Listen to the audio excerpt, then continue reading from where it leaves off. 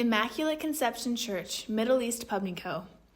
Until the second half of the 19th century, Acadians living on the eastern side of Pubnico Harbor needed to cross over to West Pubnico to attend Mass.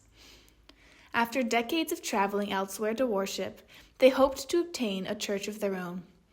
As stated by Father Clarence d'Entremont in Histoire religieuse de Pubnico, Nouvelle-Écosse, Irish Catholics and Indigenous peoples living in the vicinity of Pubnico Head and Pubnico Lake shared this concern, with some even beginning to convert to Protestantism. Under the direction of Father William MacLeod, then parish priest of St. Peter's Church in West Pubnico, the goal of erecting a daughter church began to take shape. In 1875, construction of the East Pubnico's Immaculate Conception Church began with Pierre d'Entremont leading the project. The building's construction took several years to complete, at which point it measured 60 by 45 feet. The church was finally consecrated on September 24, 1879, with a blessing by Archbishop Michael Hannon. Soon after the church's establishment, the youth of Immaculate Conception began making a name for themselves with their musical talents.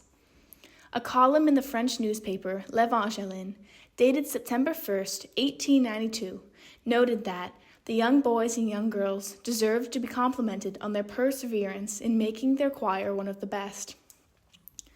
Without a resident priest, Immaculate Conception was initially considered a mission of West Pubnico.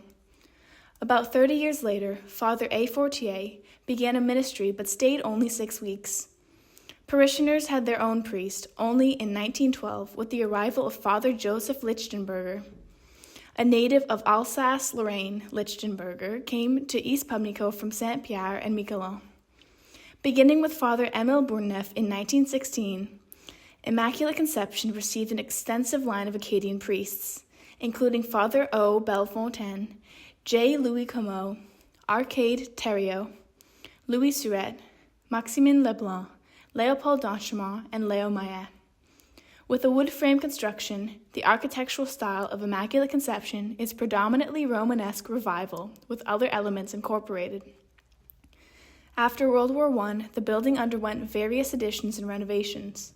Its central tower is adorned with 3 oculi windows and a cupola, whose peak once supported a cross.